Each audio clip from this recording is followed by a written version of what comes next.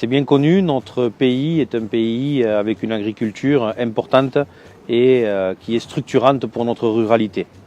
Depuis de nombreuses années, certains diront à cause de l'Europe ou d'autres de la mondialisation, notre agriculture souffre et avec elle nos agriculteurs.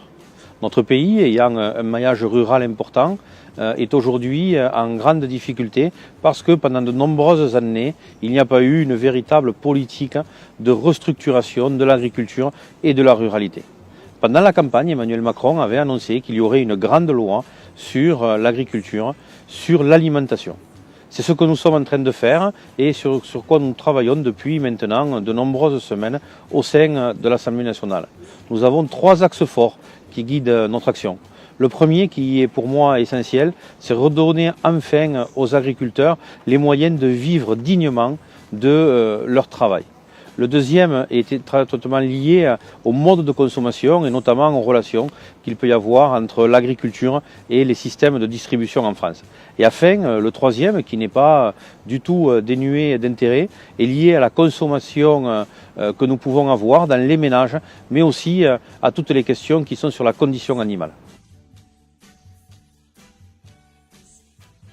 Nous avons, sur ce thème-là, issu de grandes concertations qui ont eu lieu en France, 3 axes majeurs que je vais résumer d'abord sur les relations équilibrées que doivent avoir les agriculteurs avec le monde de la distribution. Aujourd'hui, lorsque tout le monde a gagné son argent, ce qui reste sur le prix de vente, souvent peu, c'est ce que l'on donne aux agriculteurs. Ce n'est pas possible. Il faut inverser ce système-là. Et ce que nous souhaitons, c'est qu'il y ait des prix de base qui soient fixés et qui soient les prix de revenus pour nos agriculteurs. Donc nous sommes en train de discuter avec les grands distributeurs, mais aussi avec toutes les différentes chaînes, afin d'assurer à nos agriculteurs des revenus qui soient des revenus dignes, liés bien sûr à leur travail.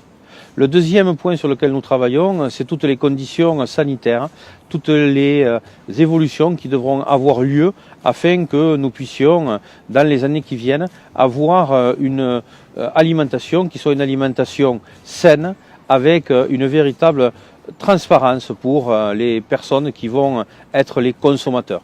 Nous ne souhaitons plus être sur des logiques uniquement liées au prix, mais aussi être sur des logiques de qualité dans, bien sûr, un grand concept de développement durable. Et après, nous travaillons, et plusieurs amendements ont été déposés dans ce sens, nous travaillons sur la condition animale.